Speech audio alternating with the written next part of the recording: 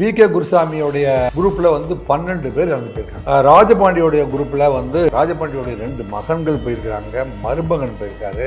உறவினர் சகுனி கார்த்தி, இருளாண்டி, ராஜபாண்டியன், தாய்மாமன் மயில் முருகன் ஆகியோர் இறந்து போயிருக்காங்க. இந்த 2 குரூப்லயுமே உற்றார் உறவினர் மகன் மருமகன் இப்படின்னு இத்தனை பேரை இழந்திருக்காங்க. நம்ம குடும்பத்துல உற்றார் உறவினர்களை இழந்திருக்கிறோம். அவங்க குரூப்ல 12 பேர் செத்து இருந்தாலும் நண்பர்கள் தான் அதிகம். நம்மளதுல இறந்து போனவங்க எல்லாம் இதுக்கு நான் பழி தீர்க்காம விட மாட்டேன்னு டெட் பாடியில் சத்தியம் பண்ணுறது. ராஜபாண்டியோடைய மகனை நான் கொன்னதுக்காக நாங்கள் விகேஜியும் அவன் மகன் மணியையும் நாங்கள் எப்படியா இருந்தாலும் தீர்த்து கட்ட தான் போகிறோம். அதுக்காக தான் நாங்கள் தயாராகிருக்கோம். போலீஸாலும் முடிஞ்சால் தடுத்துக்குங்க அப்படின்னு போலீஸ்கிட்டே சேலஞ்ச் பண்ணுறாங்க. வெளியில் இவர் ஆயுதங்களை சப்ளை பண்ணிட்டு நம் தன் நண்பர்களுக்கு சப்ளை பண்ணிட்டு ஒரு கொலை செய்வதற்கு முயற்சி எடுக்கிறார் அப்படிங்கிற தகவல் காவல்துறைக்கு வந்துடுச்சு. ஒரு மன்னராட்சி முறையில் நடக்கக்கூடிய கொலை அட்டூழியம் போன்றவை எல்லாம் மக்களாட்சி முறையில் ஏன் நடக்கிறது என்கின்ற கேள்வியைத்தான் அவர்கள் உள்வாங்கி மன்னராட்சி முதல்வர் அவர்களே அப்படின்னு சொல்ற அளவுக்கு இன்றைக்கு காலகட்டம் சென்று கொண்டிருக்கிறது. சுபாஷ் சந்திர போஸ் மதுரையில் ரவுடி என்கவுண்டர் அப்படின்னா அதில் தலைப்பு போடப்பட்டிருக்கிறது. இந்த சுபாஷ் சந்திர போஸ் 2 கொலை வழக்கு உள்பட 20 வழக்குகள் இருக்குது அவர் மேலே. அவர் கிட்டத்தட்ட நம்ம வழக்கமாக பயன்படுத்துவோம் இல்லையா, ஒரு A+ குற்றவாளி. போலீஸ் என்கவுண்டர் பண்ணுது அப்படின்னாவே சுட்டு பிடிக்கணும் அப்படின்னு போலீஸ் முயற்சி பண்ண ஆரம்பிச்சிட்டாங்க. அப்படின்னா என்ன அர்த்தம்னா A+ குற்றவாளிகள் தான் சுட்டு பிடிக்க வேண்டியதாக இருக்குது காவல்துறைக்கு. ஏனென்றால் அவங்கக்கிட்ட துப்பாக்கி, ஆயுதங்கள், பட்டாக்கத்திகள் அவங்களாம் ஏற்கனவே பயன்படுத்தி இருக்கிறார். இவர் 2 கொலை வழக்குகளும் சாதாரண கொலை வழக்குகள் இல்லை. திண்டுக்கல் மாவட்டத்தில் அம்மையப்பன் அப்படிங்கிற ஒரு இடத்துல ஒரு செக் போஸ்ட் பக்கத்தில் கடந்த 3 மாதத்துக்கு முன்பு 48 சவரன் நகையை பட்டப்பகலில் கொள்ளையடிக்கிறாங்க. அந்த கொள்ளையடித்த வழக்கில் இவரை கைது பண்ணி இவரை தூத்துக்குடியில் ரிமாண்ட் பண்ணுறாங்க. ரிமாண்ட் பண்ணி அவர் 18ஆம் தேதி வெளியில் வர்றாரு. வெளியில் இவர் ஆயுதங்களை நம் தன் நண்பர்களுக்கு சப்ளை பண்ணிட்டு ஒரு கொலை செய்வதற்கு முயற்சி எடுக்கிறார் அப்படிங்கிற தகவல் காவல்துறைக்கு வந்துருச்சு. அதான் காவல்துறை சொல்றது என்ன அப்படின்னா, இவர் இன்னொரு கொலைக்கு பிளான் போடுறார். இன்னொரு வழக்கு இப்போ போன மார்ச் மாசத்துல நடந்த ஒரு கொலை வழக்கு, மதுரையே உலுக்கி போட்ட ஒரு கொலை வழக்கு. அது கிளாமர் காளியோட கொலை வழக்கு. இவர் ஒன் ஆஃப் த அக்யூஸ்ட். அதில் 7 பேர் கைது செய்யப்பட்டிருக்காங்க. சிவகங்கை மாவட்டத்தை சேர்ந்த பாலகிருஷ்ணன், மணல்மேடை சேர்ந்த முத்துகிருஷ்ணன், அப்புறம் நந்தகுமார், நவீன்குமார், கார்த்திக், அசன் அப்படிங்கிற ஒரு 7 பேரை கைது பண்ணுறாங்க. இந்த டீமு அந்த கொலையை 22ஆம் தேதி மார்ச் 22 பண்ணா பார்த்தீங்களா, அந்த டீமுக்கு பிளான் போட்டு கொடுத்தது, ஸ்கெட்ச் கொடுத்தது எல்லாமே இவர் தான். இவர் அதுக்கு தலைமறைவாக இருக்கிறாரு அப்படிங்கிற ஒரு செய்தியும் இருக்குது இவர் மேல். அவங்களையெல்லாம் விசாரிக்கிற பொழுது இவர் தான் எங்களுக்கு மூளையாக செயல்பட்டவர் அப்படிங்கிற தகவலும், இப்போ ஒரு வழக்கில் சிறைக்கு போயிட்டு வெளியில் வேற ஒரு கொலைக்கு அவர் முயற்சி பண்ணுறார். A+ குற்றவாளிகள் எப்போதுமே பார்த்திங்கன்னா அவர் மேலே 20லேருந்து 24 வழக்குகள், கொலை வழக்குகள், ஆள் கடத்தல் போன்ற பல்வேறு வழக்குகள் இருந்த போதிலும் இவர்கள் நீதிமன்றத்துக்கு ஆஜராக மாட்டாங்க. அவங்களாம் சேலஞ்ச் பண்ணுறது என்னென்னா, எனக்கு எதிர்த்த மாதிரி எவனாவது ஒருத்தன் நீதிமன்றத்தில் சாட்சி சொல்லுவாங்களா? நீதிமன்றத்துக்குள்ளே உட்கார்ந்துருக்கிற வழக்குரைஞர்களும் வழக்கு பதிவு செய்து விசாரித்த காவல்துறை அதிகாரிகளும் நீதிமன்றத்துக்கு அந்த வழக்கை சார்ஜ் ஷீட் போட்டு ஒப்படைச்சதுக்கு அப்புறமே இல்லை எனக்கு தெரியும் இவர் தான் கொலை பண்ணார் அப்படின்னு சொல்ல முடியாது. நீதிமன்றத்துக்கு முன்பு நேரில் கண்ணால் பார்த்த சாட்சிகள் அடிப்படையிலையும் ஆவண சாட்சிகள் அடிப்படையிலும் வழக்கை ப்ரூவ் பண்ணால் தான் அவங்க தண்டனைக்குள்ளாவாங்க. இல்லைங்க, இவர்கள் மீது உள்ள வழக்கெல்லாம் ப்ரூவ் பண்ண முடியாமையே போயிடுறதுனால தான் இவங்க தொடர்ந்து 20 வழக்குகள், 27 வழக்குகள் இவர் மேலே நான் பெயிலபிள் வாரண்ட் பெண்டிங்கில் இருக்கிற சமயத்தில் 30ஆம் தேதி அப்புறம் தேடிட்டு இருக்காங்க. தேடிட்டு இருக்கிற போது 30ஆம் தேதி அன்னைக்கு பார்த்திங்கன்னா ஒரு செக் போஸ்ட் பக்கத்தில் police inspector Boominathan and party check பண்ணும்போது வெஹிக்கிள் செக்கிங்கில் இவர் இருக்கார். இவர் இறங்குப்பா கைது பண்ணணும்னு இவங்க முயற்சி பண்ணும்போதே இவர் தப்பி ஓடுறாரு. தப்பி ஓடிட்டு பார்த்தா போலீஸ் பார்ட்டி கிட்ட போகும்போது வாள் எடுத்து வீசுகிறாங்க ஒரு குரூப்பு. இவர் கையில் இருக்கிற துப்பாக்கி எடுத்து 2 குண்டு சுடுறாரு. தவிர்க்க முடியாமல் காவல்துறை அதிகாரிகள் இவரை காலில் சுடணும்னு பார்த்து ட்ரை பண்ணும்போது அவர் கீழே குமிஞ்சிட்டார். இப்போ இவருக்கு எப்படின்னா கீழே குமிஞ்சனாலே இவருடைய உடம்புல பட்டு சம்பவ இடத்துல இறந்து விட்டார் அப்படிங்கிறது இந்த என்கவுண்டரில் சொல்லப்படுற இது. பட் இதுக்கு பின்னாடி பார்த்தீங்கன்னா ஒரு மிகப்பெரிய நீண்ட வரலாறு இருக்குது. மதுரை அப்படின்னாவே வந்து தமிழ் வளர்த்த மதுரை. 3 சங்கங்களில் வந்து 3வது சங்கத்தை வந்து நிறுவி என்னங்க தமிழுக்காகவே வந்து அது ஒரு நகரமாக மாற்றப்பட்டது. தூங்கா நகரம் என்று சொல்லக்கூடிய அளவுக்கு அந்த சுற்றியில் இருக்கிற கிட்டத்தட்ட ஒரு 500 1000 கிராமங்கள் வந்து அந்த நகரத்துக்கு வந்து செல்கிறது.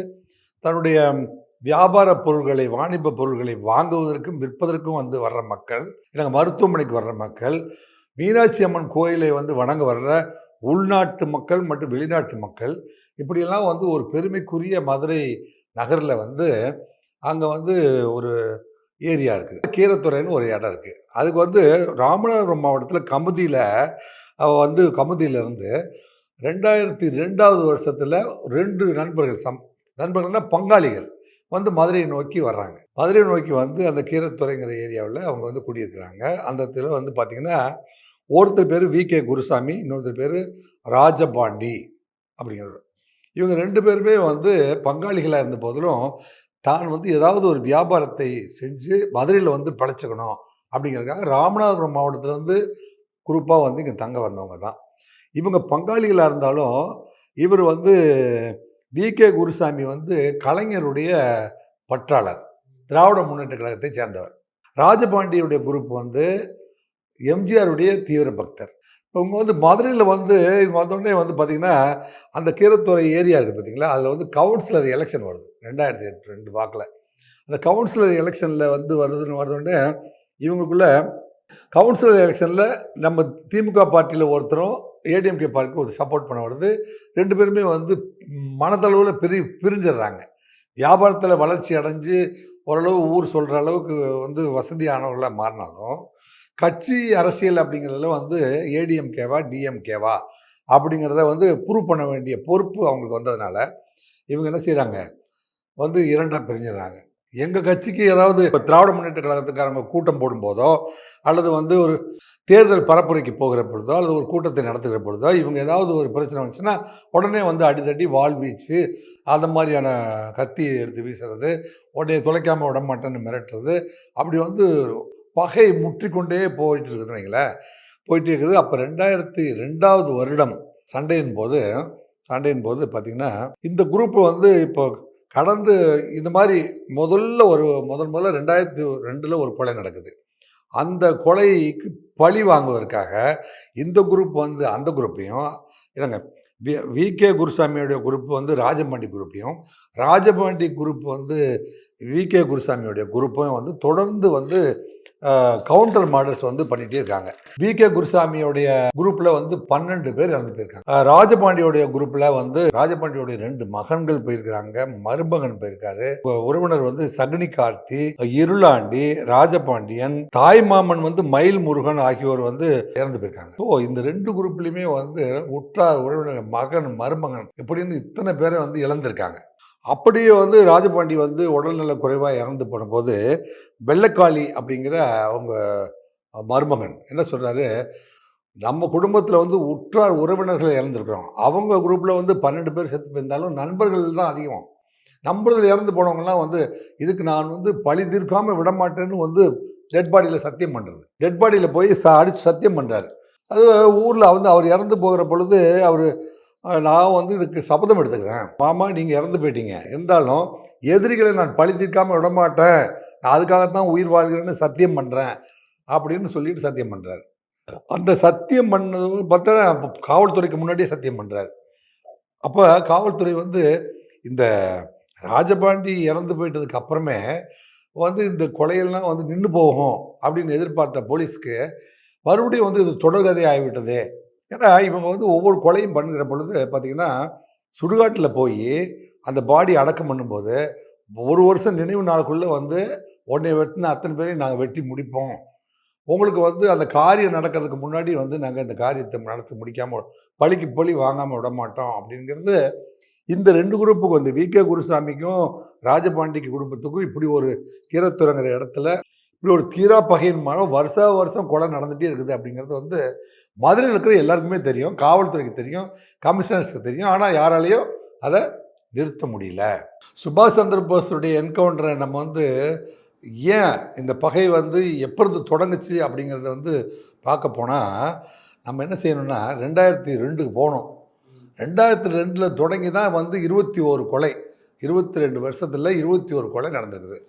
அதில் முதல் கொலை அப்படின்னு பார்த்தீங்கன்னா முதல்ல ராஜபாண்டி வந்து ஏடிஎம்கேயில் வந்து 2002 வந்து அந்த ஏரியாவுடைய கவுன்சிலராக வந்து வந்துடுறாரு. அவர் வந்து அரசியல் வந்து அப்போ ஏடிஎம்கே ஜெயிக்குது, அதனால் ஏடிஎம்கே கவுன்சிலராக வர்றாரு. அவருடைய பையன் ராஜபாண்டியோடைய பையன் சின்ன முனீஸ் அப்படிங்கிற முனீஸ்வரன், அவன் வந்து பயங்கர டாமினேட் பண்ணுறான். ஏரியாவில் வந்து எங்கள் அப்பா வந்து கவுன்சிலர் ஆகிட்டார், நாங்கள் வச்சதுதான், நாங்கள் சொல்லப்படி தான் இந்த ஏரியாவை கேட்கணும். கீரத்துறை ஏரியாவில் அவன் டாமினேட் பண்ணும்போது அவனுடைய அட்ராசிட்டிஸ் தாங்க முடியல. யாரோ கேட்டால் கூட அடிக்க போயிடுறது, சில பேரை வந்து அடிக்கிறது, அந்த மாதிரிலாம் பண்ணதுக்கப்புறம் விகேஜி குரூப் இருக்குல்ல, விகே குருசாமி குரூப்பில் இருக்கிறவங்களாம் வந்து என்னென்னா எதுக்கு எடுத்தாலும் திட்டுறான், டாமினேட் பண்ணுறான், அடிக்கிறான், நாங்கள் போஸ்ட் ஓட்டர் போனால் கூட அவமானப்படுத்துகிறான், அவனுடைய அட்ராசிட்டி தாங்க முடியல அப்படிங்கிற மாதிரி ஒரு அடித்தடி சண்டைகள் அப்பப்போ கைகலப்புகள் நடந்து கொண்டே இருக்குது. நடந்துகிட்டே இருக்கும்போது அவர் ஆளுங்கட்சியாக இருக்கிற பொழுதே சின்ன முனீஸ் குரூப்புக்கும் இந்த விகேஜி குரூப்புக்கும் ஒரு சின்ன சண்டை வருது. அந்த சண்டையில் வந்து கத்தியை பயன்படுத்த வேண்டியதாக போச்சு. யார்? விகே குருசாமியோடைய குரூப்பு கத்தியை பயன்படுத்தி அவனை வந்து சின்ன முனீஸை வந்து தள்ளி விட்டு 2 விட்டுட்டு போயிடலாம். கொலை பண்ணதுக்கு அவங்க நோக்கம் இல்லை. 2008 அவன் கீழே விழுந்தோடனே சொல்கிறான், டே இங்கே பாரு, நான் பொல்லாதவன், என்னை தயவு செஞ்சு என்னை கொண்டுருங்க, என்னை விட்டுட்டு மட்டும் போயிட்டீங்கன்னா 12 பேர்த்தையும் நான் பழி தீர்க்காமல் விட மாட்டேன், தயவு செஞ்சு நீ முடிச்சிருங்க அப்படிங்கிறான். அப்போ என்னென்னா அவன் சேலஞ்சாக தான் சொல்கிறான். இவனுக்கு வந்து நமக்கு பயந்துட்டு என்னை விட்டுட்டு போயிடுவானுங்க, ஏன்னா அப்படி ஒரு அவங்க வெட்டி வீழ்ந்த போதும் ஒரு சேலஞ்சு கொடுக்குறான். அப்போ அவங்க என்ன நினைக்கிறாங்க, அது உண்மை நினச்சிட்டானுங்க. யார்? விகே குருசாமியோட குரூப் வந்து ஒருவேளை இவன் எந்திரிச்சு வந்தான்னா நம்மளை எல்லாத்தையும் முடிக்காமல் விட மாட்டான், வேறு வழி இல்லாமல் அந்த மர்டர் நடக்குது. மறுபடியும் திருப்பி வந்து வெட்டி அவனை வந்து அங்கேயே மர்டர் பண்ணிடுறாங்க. ஸோ ராஜபாண்டி அரசியலில் பீக்கில் இருக்கிற பொழுது அவருடைய சொந்த மகன் வந்து வெட்டி கொல்லப்பட்டதுலோடனே அவருக்கு இப்போ நம்ம ஆளுங்கட்சியாக இருக்கிறோம், நம்ம வந்து பவர்ஃபுல்லாக இருக்கிறோம், இந்த சமயத்தில் என்னுடைய மகன் நாங்கள் கொல்லப்படுறான் அப்படின்னோடனே அவங்க வந்து பொங்கி எழுந்துடுறாங்க. அப்போ வந்து அதில் வந்து பார்த்திங்கன்னா இவங்க விகேஜி குரூப்பில் பாம்பு பாண்டி, ராமமூர்த்தி, வழுக்கை முனிசு, விகே குருசாமி, இல்லை விகே குருசாமியும் வந்து இதில் அக்யூஸ்டாக வந்து கைது செஞ்சிடறாங்க. ஆகியோர் வந்து எல்லாத்தையும் கைது பண்ணிடுறாங்க. கைது பண்ணி விகேஜியே வந்து இதில் ரிமாண்ட் ஆகி வெளியில் வர நிலைமை வந்துடுது. ஸோ இவங்க ரிமாண்ட் ஆனாலும் தன்னுடைய சொந்த மகனை இழந்துட்டோமே அப்படிங்கிற ஒரு 2 குடும்பத்துக்கும் கொலைப்பகை ஆயிருக்குன்னு வைங்களேன். சின்ன முனீஸ்வருடைய கொலை நடந்து முடிஞ்சோடனே வந்து அடக்கம் பண்ணுறாங்க பார்த்தீங்களா, அப்போவே வந்து இந்த ஆட்களெல்லாம் நாங்கள் முடிக்காமல் விட மாட்டோம்னு மதுரையில் சேலஞ்ச் எடுக்க ஆரம்பிச்சிடுறாங்க. ஸோ அந்த சேலஞ்சு எடுத்தது தான் வந்து தொடர்ந்து வந்து 2025 வரைக்கும் பகை போன மார்ச்சில் நடந்த அந்த கொலை இருக்குது பார்த்தீங்களா, கிளாமர் காளி கொலை.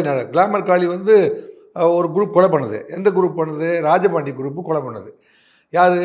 இவர் வந்து விகேஜியோட குரூப்பு கிளாமர் காளி. யார்? வெள்ளைக்காளி அப்படின்னு ஒரு குரூப் இருக்காங்க அந்த பக்கம். கிளாமர் காளிக்கு வெள்ளைக்காளிக்கும் உங்களுக்கு வித்தியாசம் தெரிஞ்சால் தான் நீங்கள் இதில் புரிஞ்சிக்கவே முடியும்.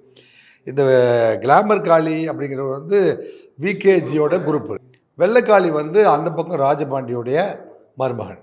இவங்க 2 பேருமே வந்து பொறுப்பேற்றுக்கிறாங்க. நம்ம குடும்பத்தில் ஏற்பட்ட பாதிப்புக்கு நான் பொறுப்பேற்று பழிக்காக வண்ணப்பட மாட்டேன்னு. இப்போ வந்து வெள்ளைக்காளி வந்து ஜெயிலில் இருக்கிறாரு. ஜெயிலில் இருந்த போதும் தன்னுடைய தாயார்கிட்ட சொல்லி அந்த குரூப்கிட்ட சொல்லி தான் இந்த கொலையை வந்து அரங்கேற்றிருக்கிறாரு அப்படிங்கிறத வந்து இந்த குரூப் நினச்சிட்ருக்கு. எப்போ விகேஜி குரூப் வந்து நினச்சிட்ருக்கு. அதுக்காக வந்து பார்த்திங்கன்னா அந்த எதிரிகளை வந்து கைது செய்கிற பொழுது கூட வெள்ளைக்காளியுடைய அம்மாவும் சேர்த்து கைது பண்ணிடுறாங்க. அவங்க அம்மா கிட்ட தான் அவன் பிளானை கொடுத்து தான் இந்த கவுண்டர் மர்டர் பண்ணான் அப்படின்னு சொல்லிட்டு என்ன சொன்னாங்க. அந்த இதில் தான் வந்து 6 பேர் வந்து கைது பண்ணுறாங்க. 6 பேர்த்தில் 7வது நபர் தான் வந்து இந்த சுபாஷ் சந்திர போஸ் அந்த வழக்கில் வந்து இன்வால்வ் ஆகிருக்கிறாரு அப்படிங்கிறது வந்து போலீஸ் வந்து பதிவு செஞ்சு விசாரணையில் தேடிக்கொண்டிருந்த ஒரு நபர் தான் சுபாஷ் சந்திர போஸ். அப்படின்னு சொன்னால் அது மிகையாகாது. ஆக 2002 நடந்த சின்ன முனிஸ் கொலை வழக்கு தான் தொடக்கம் அப்படின்னு சொன்னால் அது மிகையாகாது. இதன் தொடர்ச்சியாக நம்ம பார்க்க போனோம்னா 2006 வந்து பார்த்தீங்கன்னா விகே குருசாமி வந்து நீங்கள் திமுகவில் இருந்து வெற்றி பெற்று அவர் என்ன செய்கிறார், வெற்றி பெற்று திமுகவுடைய மண்டல தலைவராக வந்து பதவி ஏற்றுக்கிறாரு. அவர் எப்படி அதே மாதிரி இவர் வந்து இப்போ ஏடிஎம்கே ஆட்சியில் அவர் பதவியில் இருக்கும்போது அங்கே ஒரு நிகழ்ச்சி நடக்குது பார்த்தீங்களா, அது மாதிரி இப்போ இவங்க நடக்கும்போது ராஜபாண்டி வந்து நீ என்னடா வந்து ஜெயிச்சு நீங்கள் மேலே வந்து பெரிய பதவிக்கு வந்துட்டியா அப்படின்ட்டு அவங்கள டிஸ்டர்ப் பண்ணிவிட்டு அடித்தடி பழக்கு சண்டை, ஏதாவது ஒரு பிரச்சனை, போஸ்ட் ஹோட்டலில் சண்டை, அதில் சண்டை, இதில் சண்டை, அப்படி போயிட்டுருக்குது. அது வந்து சகடி கார்த்தி, முத்து இர்லாண்டி அவங்க 2 பேரும் என்ன செய்கிறாங்க, விகேஜியோடைய குரூப்பில் இருக்கிற ஆட்களை வந்து ஓட வந்து அப்பப்போ அருவாளில் வந்து வெட்டுறாங்க, ஓட விரட்டி வெட்டுறாங்க. எந்த இடத்த பார்த்தீங்கன்னா என்ன செஞ்சாங்க அப்படின்னா, ஒரு கோயில் திருவிழா நடக்குது. கோயில் திருவிழாவில் வந்து விகேஜி குரூப் ஆட்களை வந்து பப்ளிக் பிளேஸில் ஓட வெட்டுறாங்க. ஓட வெட்டிட்டு என்ன சொல்கிறாங்க, போலீஸ் வந்து பிடிக்க வரும்போது போலீஸ் சொல்கிறாங்க, நீங்கள் வந்து எங்கள் ஆள் ராஜபாண்டியோடைய மகனை நான் கொன்னதுக்காக நாங்கள் வந்து விகேஜியையும் அவன் மகன் மணியையும் நாங்கள் வந்து எப்படியா இருந்தாலும் தீர்த்து கட்ட தான் போகிறோம், அதுக்காக தான் நாங்கள் தயாராகிருக்கோம், போலீஸாலும் முடிஞ்சால் தடுத்துக்குங்க அப்படின்னு போலீஸ்கிட்டே சேலஞ்ச் பண்ணுறாங்க. இது வந்து தமிழக வரலாற்றுலேயும் வந்து இது வந்து ஒரு குறிப்பிடத்தக்க வழக்காக நம்ம பார்க்குறோம். மதுரையில் பார்த்திங்கன்னா போலீஸ்க்கே ஃபோன் பண்ணி சொல்கிறது, நாங்கள் இங்கே தான் பாடியை போட்டிருக்கோன்னு சொல்கிறது, அப்புறம் வந்து நாங்கள் வந்து திண்டுக்கல் கோர்ட்டில் வந்து ஆஜராகிறோம், நீங்கள் வந்து எடுத்துக்கங்க அப்படின்னு சொல்கிறது, அப்புறம் 4 பேர்த்த வந்து ஆஜர்படுத்திட்டு கொலை செஞ்சவங்க வந்து தலைமறைவாக இருக்கிறது, இதெல்லாம் வந்து வழக்கமாக பண்ணுற இடமா மதுரை மாறிப்போச்சு. அப்படி வந்து 2 பேரும் வந்து ஒரு கோயில் திருவிழாவில் இவங்களை வெட்டிட்டு தலைமறைவாக இருக்காங்க. தலைமறைவாக பிடிக்கிறதுக்காக வந்து சிக்கந்தர் சாலைன்னு ஒரு இடத்துல போய் மறைஞ்சிருக்காங்க. மறைஞ்சிருக்கும் போது போலீஸ் வந்து தகவல் கிடச்சி இந்த 2 பேரையும் பிடிக்கிறதுக்கு போகிறாங்க. யார் 2 பேரையும், சகுனி கார்த்தியையும் முத்து இர்லாண்டியும் வந்து பிடிக்கிறதுக்கு காவல்துறை போய் பார்க்கும்போது அவங்க வந்து அருவாள் எடுத்துகிட்டு போலீஸை வந்து பட்டாக்கத்தியில் தாக்கிறதுக்கு முயற்சி பண்ணுறாங்க. போலீஸ் வந்து 2 பேர்த்த என்கவுண்டர் பண்ணுறாங்க. அதில் வந்து ராஜபாண்டி என்ன சொல்கிறாரு, ராஜபாண்டியும் அவங்க குரூப் என்ன செய்கிறாங்க, உங்கள் ஆட்சி நடக்குதுன்னு தான் நீங்கள் வந்து ஆள் வச்சு காவல்துறையை நீங்கள் பயன்படுத்திட்டீங்க, ராஜபாண்டி விளக்கங்காலையும் உங்கள் ஆட்சி நடக்குதுங்கிறதுனால நீங்கள் வந்து ஆட்சியை பயன்படுத்தி நீங்கள் ஆனால் உண்மையாக வந்து இது வந்து பார்த்திங்கன்னா நமக்கே வந்து இவங்க பப்ளிக் பிளேஸில் கோயிலில் ஓட ஒரு பப்ளிக் பிளேஸில் வெட்டுறான், பிடிக்க போகிற போலீஸ்கிட்ட அவங்க 2 பேர்த்தையும் மர்டர் பண்ண போகிறேன், நாங்கள் அதுக்கு தான் தயாராகிட்டோன்னு டிக்ளேர் பண்ணுறாங்க. டிக்ளேர் பண்ணுறவங்கள போய் பிடிக்க போகிற போலீஸு பாதுகாப்பாக தானே போக முடியும். அதில் நடந்த என்கவுண்டர். இதை வந்து பார்க்குற ஜனங்கள் தான் வந்து இதில் வந்து அரசியலின் அடிப்படையாக வந்து இந்த என்கவுண்டர் நடந்துச்சா, இல்லை காவல்துறை என்கவுண்டர் பண்ண வேண்டிய அவசியம் இருந்துச்சா, இவங்க 2 பேருக்குள்ள நடக்கிற ஒரு வாரில் அவங்களுக்கு ஆதரவாளர்கள், அவங்களுடைய அண்ணன், இவன் மருமகன் அப்படின்னு ஒவ்வொருத்தராக போகும்போது ஒவ்வொரு குடும்பம் இழக்குது இல்லையா. ஒரு குடும்பம் வந்து தன்னுடைய குடும்பத்தினுடைய ஏர்னிங் மெம்பரை இழக்கிற பொழுது நம்ம குடும்பத்து இப்படி நான் வீணாக போனதுக்கு அவங்க தானே காரணம், அவங்கள பழி தீர்க்காமல் விடக்கூடாது. அப்படி தான் அது வந்து அடுத்தடுத்த கொலைக்கு வந்து பயணமாயிருக்குது.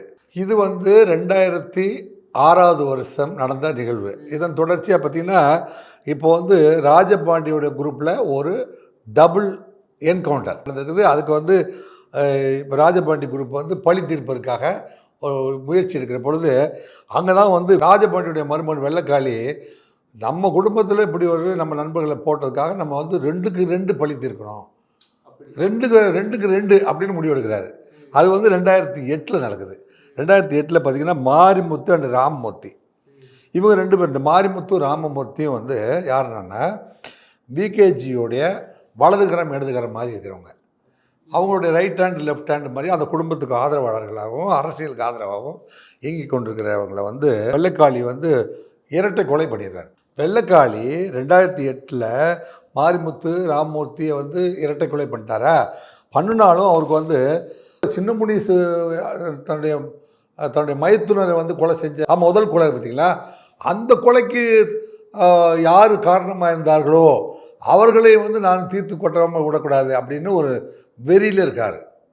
ஏன்னா இவருக்கு என்ன வேணும், மைத்துனர், அந்த வீட்டுக்கு மருமகன் இல்லையா, அந்த வீட்டுக்கு பொறுப்பெடுத்திருக்கார் இல்லையா, அதனால் அது சின்ன முனீஸுடைய கொலைக்கு தொடர்புடையவனையும் நான் வந்து விட்டு வைக்க போகிறதில்ல அப்படின்ட்டு ஒரு தீரா பகையில் இருக்கிறாரு. அவங்க வீட்டில் வந்து ரத்த உறவு ஒருத்தர் போட்டார் அப்படின்னோடனே வி.கே. முனுசாமியுடைய சொந்த தங்கச்சியுடைய கணவர் வந்து அவர் வந்து பாம்பு பாண்டி வந்து பார்த்திங்கன்னா மதுரையில் மார்க்கெட் வெங்காயம் மண்டியில் அப்படியே ரோட்டில் ஓட விரட்டி கொலை பண்ணியிருக்காரு. வெட்டி கொலை பண்ணிட்டு வந்து அதில் என்ன செய்கிறாரு, வெள்ளைக்காளியை வந்து கைது செய்து சிறையில் அடைச்சிட்றாங்க. 2013 அதே இடத்துல ராஜபவனுடைய தாய் மாமன் மயில் முருகன் ஒரு ஆள் இருக்கார்.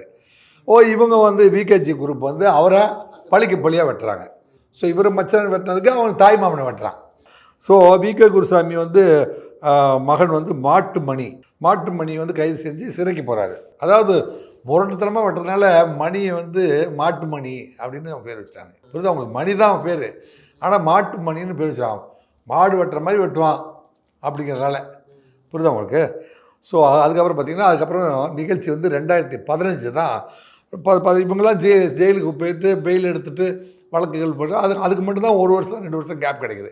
அதுக்கடுத்து 2015 பாம்பு பாண்டியை கொலை செஞ்சதுக்காக நம்ம வந்து மாட்டுமணியை வந்து பலி தீர்க்கணும் அப்படின்னு வந்து ஒரு முயற்சி எடுத்துகிட்டு இருக்காங்க பார்த்தீங்களா.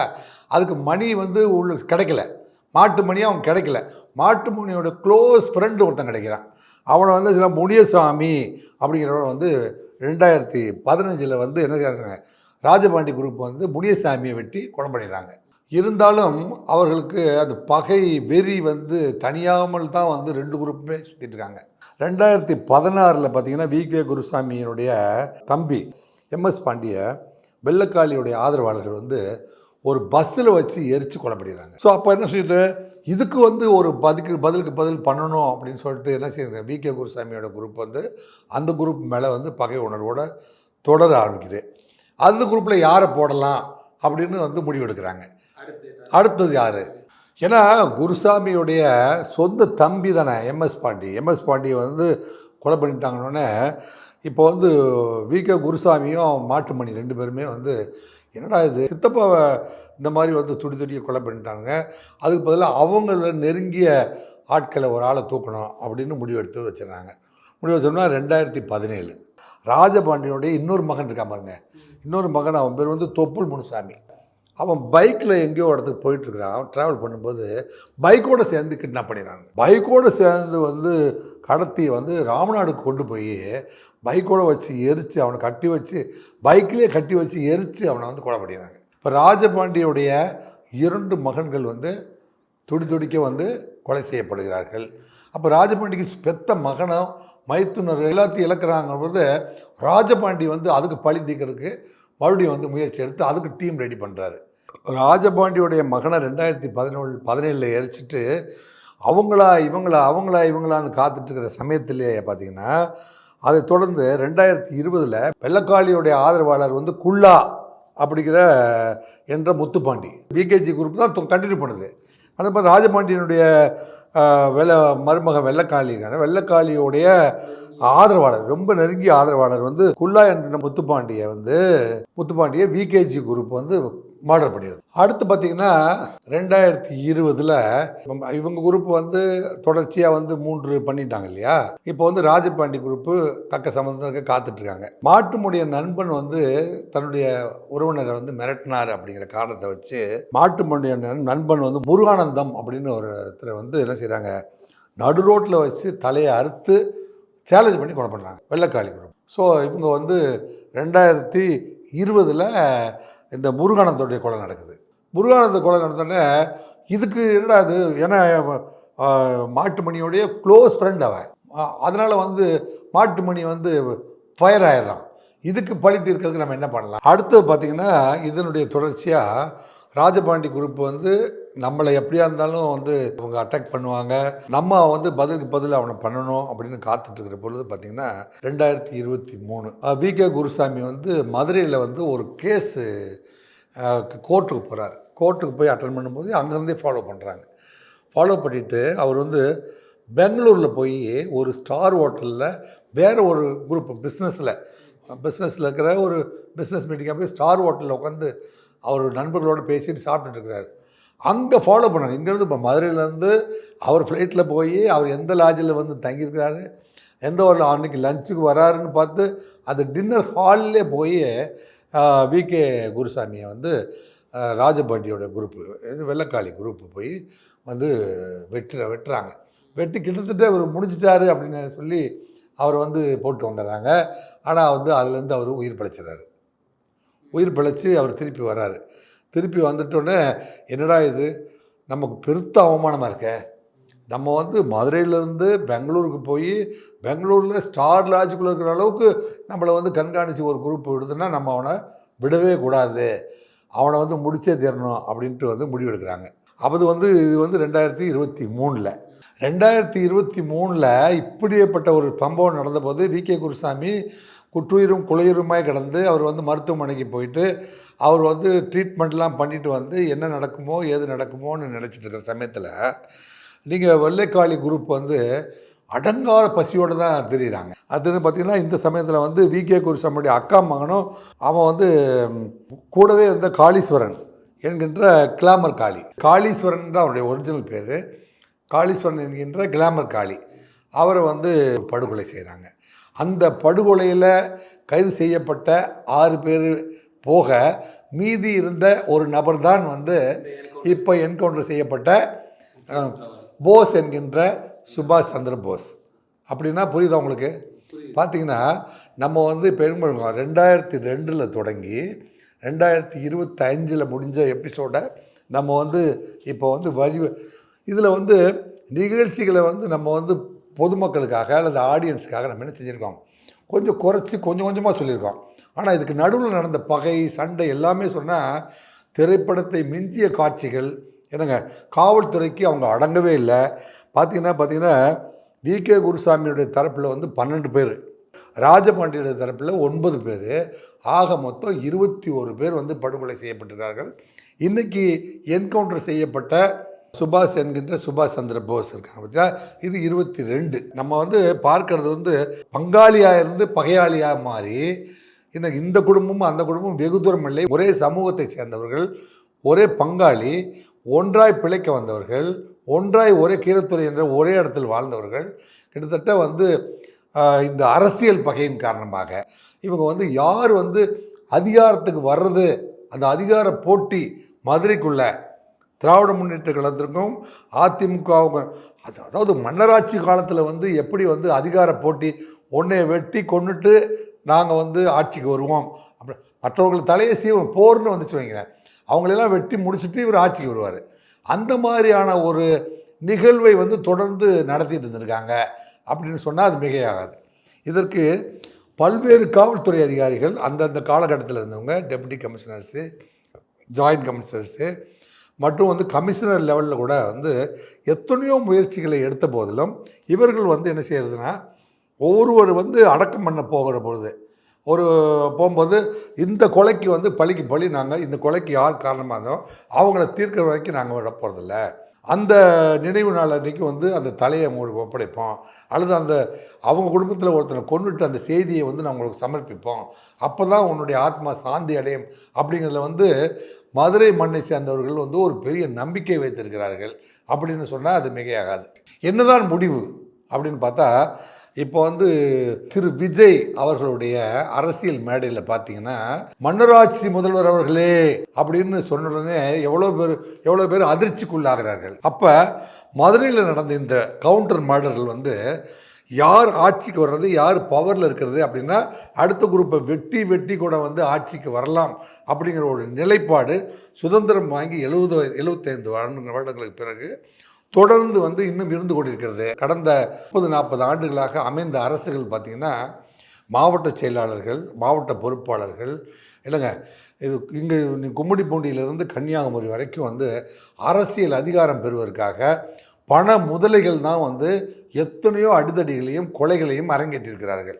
ஒரு மக்களாட்சி நாட்டில் ஒரு கான்ஸ்டியூஷன் வடிவமைத்து 395 செக்ஷனை கொடுத்து இவ்வளோ பெரிய கான்ஸ்டியூஷனில் மக்களாட்சி தத்துவத்தை வந்து மக்களுக்கு புரியுமல்ல பொது தேர்தலை நடத்தி தேர்தல் நடக்கின்ற பொழுது இது மாதிரி வந்து இது வந்து அதிகார பலம், சாதிய பலம், பணபலம் இவற்றின் அடிப்படையில் வெட்டுக்குத்து, இவர்களுடைய அடித்தடி, இதில் இவற்றின் அடிப்படையில் வந்து மக்களை கொண்டு போய் ஒரு பட்டியலை அடைச்சி வச்சு ஓட்டு போட வச்சு நாங்கள் ஜெயிச்சு இந்த அதிகாரத்தை பெற்றுக்கொள்வோம் என்கின்ற நிகழ்வுகள்லாம் வந்து தமிழ்நாட்டில் நடந்திருக்கிறதா இல்லையா என்று கேட்டால் நடந்து தான் இருக்கிறது. அப்போ ஒரு மன்னராட்சி முறையில் நடக்கக்கூடிய கொலை, அட்டூழியம் போன்றவையெல்லாம் மக்களாட்சி முறையில் ஏன் நடக்கிறது என்கின்ற கேள்வியைத்தான் வந்து அவர்கள் உள்வாங்கி மன்னராட்சி முதல்வர் அவர்களே அப்படின்னு சொல்கிற அளவுக்கு இன்றைக்கு காலகட்டம் சென்று கொண்டிருக்கிறது என்று சொன்னால், ஆளுகின்ற அரசு இது போல் ஒரு கொலை நடந்து கொண்டிருக்கிற பொழுது ஒரு மாவட்ட ஆட்சித்தலைவருடைய தலைமையில் மதுரை மாவட்டத்தினுடைய ஆட்சித்தலைவரையும் அங்கே இருக்கிற வந்து காவல்துறையுடைய உயர் அதிகாரிகளையும் கூப்பிட்டு இவங்க 2 குரூப்பையும் உட்கார வச்சு இத்தோட முடிங்கடா. கமலஹாசன் வந்து அந்த தேவர் மகன் படத்தில் டேய் போதும்டா, டேய் புள்ளக்குட்டியை படிக்க வைங்கடா, வெட்டு கொலை குத்து ரத்தம் இதோட முடியட்டும்டா, என்னோட முடியட்டும்டா, எல்லாம் குழந்தை குட்டிகளை போய் படிக்க வைங்கடா, போதும்டா டே அப்படின்னு கமலஹாசன் சொல்கிறார் இல்லையா? அந்த மாதிரி வந்து சொல்கிறதுக்கு கமலஹாசன் மாதிரி அருவாளை இழுத்துட்டு போய் ரத்தத்தோடு சொல்லிட்டாங்க, அது ஏறாது. மக்களாட்சி முறையில் இப்படி ஒரு 22 கொலை நடந்திருக்குது. காவல்துறையும் வந்து அப்போ 2 என்கவுண்டர், இப்போ ஒரு என்கவுண்டர். காவல்துறைக்கு இது 3வது என்கவுண்டர். இதே இதில் இவர்கள் கொலை செய்தது ஒரு பக்கம் இருந்த போதிலும் காவல்துறை 3 பேர்த்தை என்கவுண்டர் பண்ண வேண்டிய ஒரு சூழ்நிலையும் ஏற்பட்டுருக்குங்கிற பொழுது வெட்டு குத்து கொலை கத்தி இதுதான் பதிலாக இருக்குமா அப்படிங்கிறத வந்து நம்ம என்ன செய்யலாம் அப்படின்னா, இந்த மாதிரியான ஒரு அமைப்பை ஏற்படுத்தி 2 குரூப்லையும் பேசி அவங்க 2 பேரையும் வந்து 107 வந்து பைண்ட் ஓவர் பண்ணி இனிமேல் வந்து குற்றத்தில் ஈடுபட மாட்டேன், அல்லது வந்து இந்த குரூப் ஒரு பகுதியில் வந்து குடியமைப்பே வந்து நீங்கள் வந்து இன்னும் ஒரு பகுதியில் போய் குடியிருந்து நீங்கள் வந்து உங்களுடைய தாய் தந்தைகளோட குடும்பத்தோடு வந்து ஒரு சுமூகமான வாழ்க்கையை நீங்கள் நடத்துங்கள் அப்படின்னு எந்த குரூப்பை வந்து அப்புறப்படுத்த முடியுமோ, அல்லது 2 பேருமே காம்ப்ரமைஸ் பண்ணுறதுக்கு என்னதான் எதிர்பார்க்குறீங்க அப்படிங்கிற கேள்வி அவங்கள வந்து மனவிட்டு 2 பேரையும் உட்கார வச்சு பேச வச்சு 1 நாள் 2 நாள் 3 நாள் 10 நாட்கள் கூட ஆகட்டுமே. அவர் வந்து புரட்சித் தலைவர் எம்ஜிஆர் 1000 ஆண்டுகள் ஆகட்டுமே, என் பொறுமையின் பொருள் மட்டும் விளங்கட்டுமே, வரும் காலத்திலே என் சகோதரர்கள் நாம் அடிமை இல்லை என்று முழங்கட்டுமேன்னு சொல்கிறார்ல. அது மாதிரி ஒரு நீண்ட நெடிய நேரத்தை எடுத்துக்கொண்டு ஒரு டீமை ஒரு நல்ல ஆஃபீஸரை ஃபிக்ஸ் பண்ணி ஒரு பீஸ் கமிட்டியை போட்டு இது வந்து இந்த கொலை வந்து எதிர்காலத்தில் வந்து இது போன்ற சம்பவங்கள் நடவா வண்ணம் தடுக்க வேண்டும் என்று தமிழக முதல்வரை இதன் மூலமாக நாம் கேட்டுக்கொள்வோம்.